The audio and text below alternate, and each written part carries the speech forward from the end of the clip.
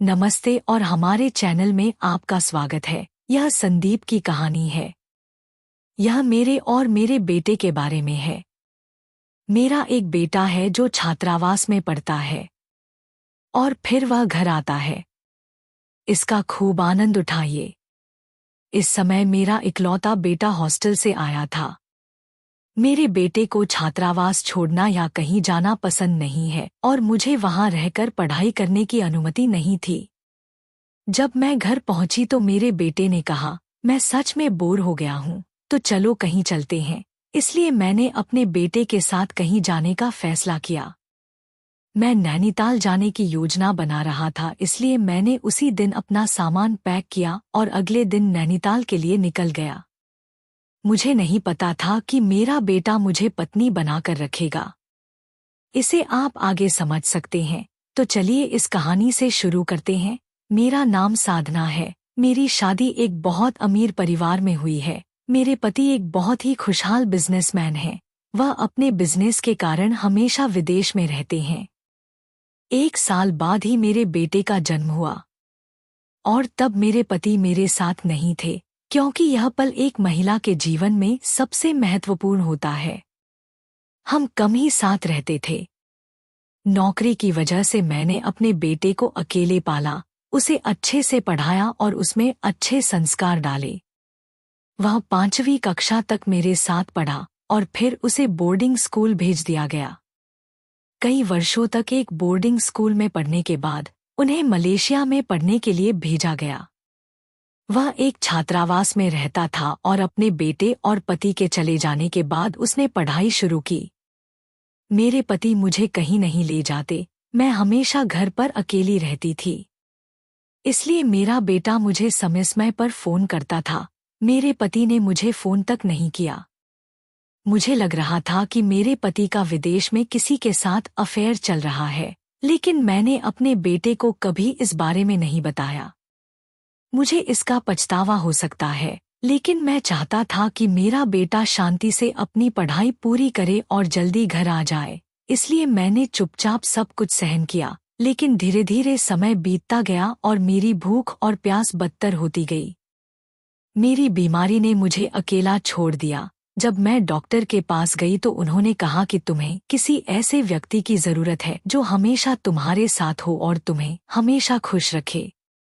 आपको किसी खुली जगह पर जाना चाहिए जहां आप आराम कर सकें। मैं अकेला था, इसलिए डॉक्टर ने मेरे बेटे को बुलाया और मुझे ये सब बताया। अगले दिन मेरा बेटा अस्पताल से घर लौट आया और कुछ दिनों के लिए मेरे पास रहने आ गया। फिर अचानक मैंने अपने बेटे से कहा, आओ माँ, अपना सामान पैक करो, मैं तुम्हें नैनीताल ले चलता हूँ, तब तुम्हें अच्छा लगेगा। मेरे बेटे ने कहा, बिल्कुल वैसे ही जैसे आपने शादी से पहले पहना था। यहाँ नहीं, वहां पहुंचकर पहन लेना। फिर अपने बेटे की सलाह पर मैंने कुछ अच्छे कपड़े पैक किए। हम नैनीताल रेलवे स्टेशन पहुंचे और पास के एक होटल में एक कमरा बुक किया। हम कार से बाहर निकले और अपना सारा सामान कमरे में ले आए और फिर मैं और मेरा बेटा फ्रेश हुए। मैं साड़ी पहन रही थी, तभी मेरे बेटे ने कहा कि ये कैसी माँ, प्लीज साड़ी की जगह मेरे पास जो दूसरी ड्रेस है उनमें से कोई एक पहन लो, इसे अपने साथ ले आया। मैं तुम्हें वैसे ही देखना चाहता हूँ जैसे तुम दिखते हो। तब मेरे बेटे ने कहा, मैंने अलग पोशाक पहनी है और जैसे ही उसने मुझे देखा तो कहने लगा, माँ, तुम बहुत अच्छी लग रही हो दोस्त। वह तो बस मुझे खुश करने की कोशिश कर रहा था।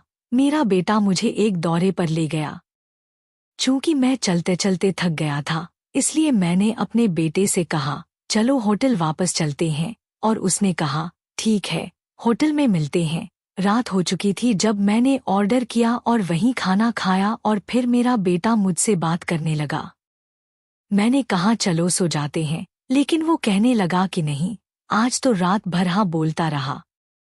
केले को अकेला मत छोड़ो, उसे खुश करो। मेरा बेटा कहता है, माँ, तुम इन कपड़ों में एक मॉडल की तरह दिखती हो। अब तुमने यह पोशाक पहनी है, पिताजी तुम्हारे साथ रहते हैं, उन्हें कोई परवाह नहीं है, सब आपके बारे में। फिर बेटे ने पूछा, मम्मी, क्या आप शादी से पहले किसी को पसंद करती थी? मैंने हंसते हुए कहा। क्या आप भी ये चीजें लेकर बैठे हैं? बेटे ने फिर पूछा। क्या यह सिर्फ एक दोस्त था या कुछ और? मैंने कहा हाँ, वह एक दोस्त से बढ़कर था, लेकिन मैं उससे शादी नहीं कर सका और तुम्हारे पिता से शादी कर ली। उन्होंने मुझसे बात भी की और मेरे लिए खाना पीना भी लाए। मुझे हमेशा खुश रखता था और हमेशा कहता था कि तुम बहुत अच्छे दिखते हो। फिर मैंने कहा कि छोड़ो ये सब पुरानी बातें हैं। फिर मेरा बेटा कहने लगा, आज से मैं तुम्हारा अच्छा दोस्त बनूंगा। अब तुम उससे बात कर सकते हो। हर चीज से खुश थी। अब मैं खुश हूँ और अपने बेटे के सामने सिर फैलाकर रोने लगी। तब मेरे बेटे ने मुझे शांत किया और कहा, माँ, रो मत, डॉक्टर ने आपको खुश रहने के लिए कहा था। मैं वास्तव में आपको यह करने के लिए यहाँ लाया हूँ। दोस्तों, उस शाम मेरे बेटे ने मुझे बहुत खुश किया। हमने अपने दिल की बात साझा की क्योंकि उन वर्षों के दौरान मैं अपने पति के साथ खुश नहीं थी। मैं अब पूरी तरह से ठीक हूँ और ठीक हो चुका हूँ। अगले दिन हम होटल के पूल में गए। मैं उस दिन सचमुच बहुत खुश था। मेरा बेटा मुझे खुश रखने के लिए मेरा पूरा समर्थन करता है। अपने बेटे के बाद मैंने पूछा, क्या तुम्हारी कोई गर्लफ्रेंड है?